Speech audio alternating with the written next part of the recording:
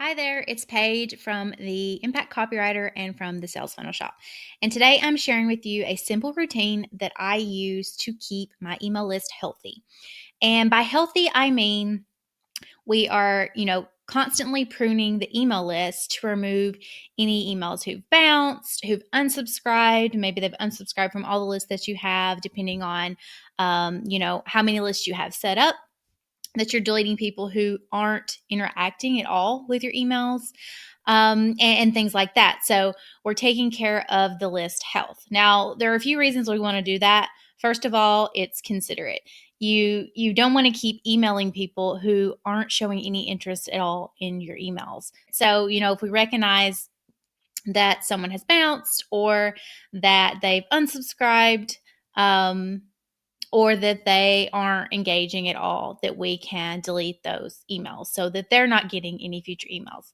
Now, from the business side, this makes a lot of sense because, you're kind of making decisions based on your email subscribers list. So if you have let's say 10,000 email subscribers, but only 20% of those, so 2,000 of those are actually interacting with your emails, then you feel good about having 10,000 subscribers, but in reality 8,000 of those, so 80% of those, aren't really benefiting your business because they're not interacting with your emails.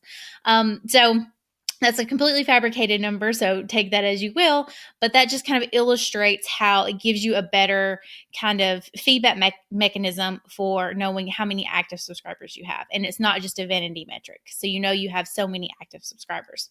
On the other hand, you're probably paying for your email service provider based on a set number of subscribers or per subscriber. That's how most email service providers work these days.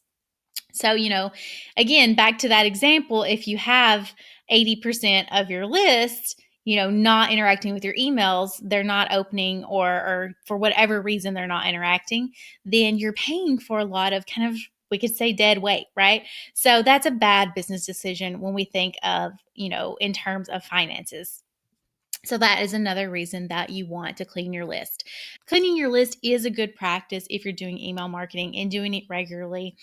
So today I'm sharing with you a routine that I set up in my Asana project management system so that I remember to clean my list and I'm doing it on a monthly basis.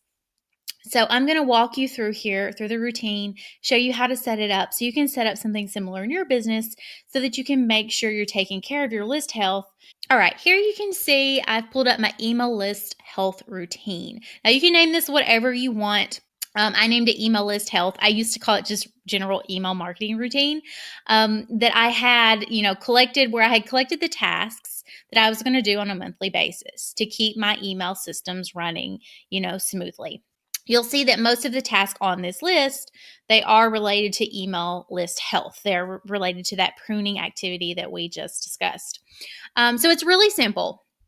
All you're going to do is you're going to create a new task. I have this task sitting in my Business HQ project management board.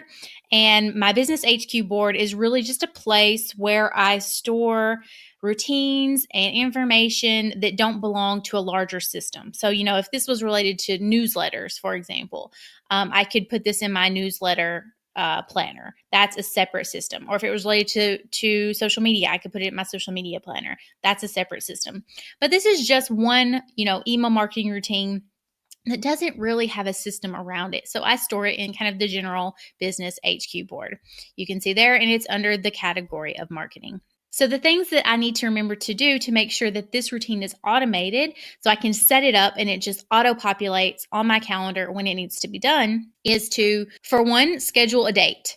So I have this set up to repeat monthly on the last day of the month, and it repeats every 1 month. So I'm doing this routine every month on the last day of the month. It's auto-populating every time I hit mark complete. Asana creates a new routine for me for the next month.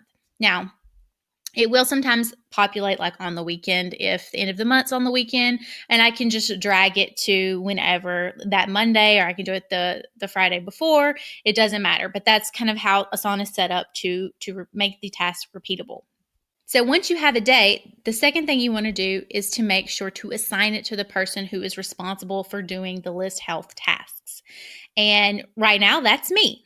So I've assigned it to myself. If you have a VA, you can assign it to your VA. If you have someone who's handling email marketing in your business that's not you, then assign it to that person.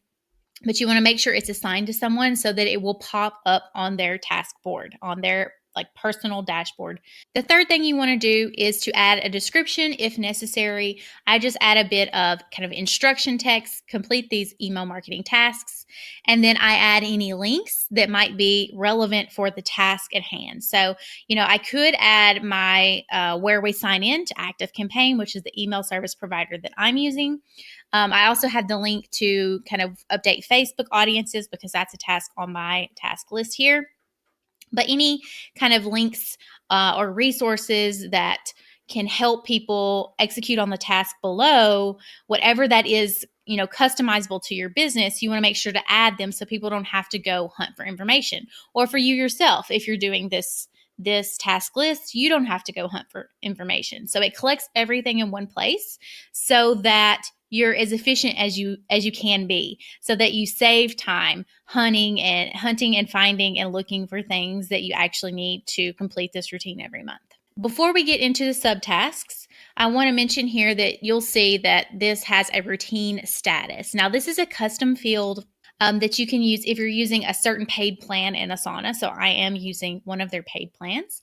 And it's not available, at least at the time of recording this, it's not available in the free version, but it's not necessary. So I do have a routine status field set up for certain boards where I have lots of routines and they're either active or inactive, just so I can see at a glance whether or not I'm actually using this routine now or not. So you don't need to use something like this. You can use this routine without adding custom fields with the free plan. All the rest of the fields that you can see in this project are available. So the ability to assign a due date, to set things to repeat. To list it in specific projects, to add descriptions, to add subtasks. So those are all basic features in Asana. All right, so now we've got that out of the way. The final thing we want to talk about is subtasks. So you want to make sure to customize the subtasks to your specific business. So what do you need to do looking at your specific, email marketing routine, email service provider? What do you need to do? Now, to give you a good idea of what that could look like to start those, brainstorming, those juices flowing, I'll share with you what I'm doing. The first thing I do is I delete all bounced emails off my list. So I can go through my contact list in ActiveCampaign. I can filter by, subscribed, active, unsubscribed, bounced, by different kind of, stages of contact. So I select bounced and I pull up that list and I automatically delete everyone who's bounced, because if they're bounced, then they're having some deliverability issues. Maybe the email has been deleted. Maybe it's changed. Maybe, whatever's going on, they're not getting my emails and they're not going to get my emails most likely. So I go ahead and delete all those bounced emails. The second thing I do is I delete any subscribers who've unsubscribed from the general newsletter. And that is the list that I send, most of my broadcast emails to, is the general newsletter. And the reason I do that is the reason I delete people who've unsubscribed from that is because I don't use any of my other lists actively. So I can assume that if they've unsubscribed from my general newsletter, they're not interested in hearing from me. So I just go ahead and delete all of those subscribers who've unsubscribed. They can always resubscribe later. That's definitely within their power if they want to. But I don't hold on to those email addresses if they've unsubscribed from my general newsletter. I also go through and I delete any subscribers who haven't opened emails for the last 90 days.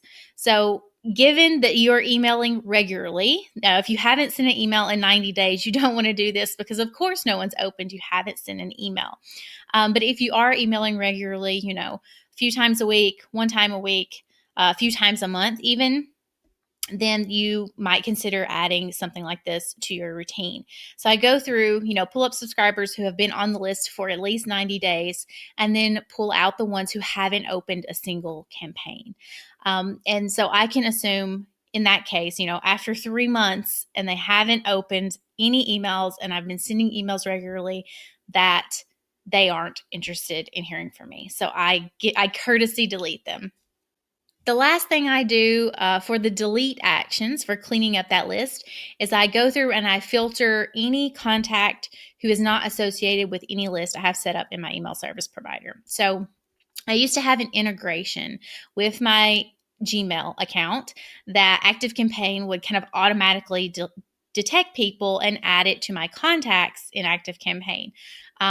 And of course, they wouldn't be associated with an email list because they hadn't signed up for anything. So it was really kind of a CRM feature from ActiveCampaign's perspective.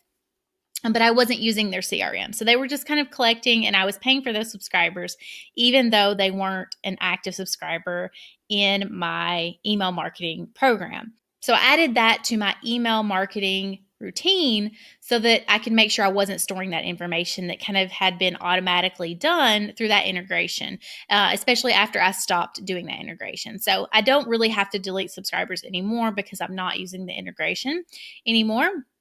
But I still keep it on my routine so that I can check just to make sure that I'm not somehow storing people in my database that aren't associated with any list or that didn't, permission marketing that didn't, send me permission, give me permission to add them to a list. So I want to make sure that I'm, being courteous that way as well. Now, my final task on this routine is to update all active subscribers. So people who have, they have signed up, they haven't bounced, they're opening emails, they haven't unsubscribed. So I pull out all those active subscribers and I export those to a list, and then I update my Facebook custom audience. For running ads on Facebook, I have an audience that's for subscribers who are active. So people who are on my email list, opening my emails, they're also in a custom audience in Facebook. And I keep that updated for when I decide to run Facebook campaigns. So currently I'm not doing a whole lot of Facebook advertising, but I do make sure to keep that updated so that when I do go in and start creating campaigns, or I might have some kind of special promo going on or something like that custom audience is always updated. That's it. That is my custom routine that I do every month to keep kind of tabs on my list health or my list of subscribers. Now, of course, there could be more activities that I need to add to this. So that's something that I'm continuously doing. As I see that I need to, check this, check that, do this, do that, then the subtask list might grow. What's great about this routine is that it's automated. So once I mark it as complete up here, Asana takes care of replicating everything that exists in here. Asana replicates that for the next month on whatever that timeline is that you chose in your date, whether it's 1 month, 3 month, every 2 weeks, whatever works best for you. Asana is going to take care of that if you have it set up that way. With smart automated routines, there is no excuse not to be able to stay on top of the tasks that you need to do to keep your business running smoothly. So I hope you've enjoyed this tutorial video on how I make sure to automate my list health routine and those activities associated with that routine in my business so that it gets done every month.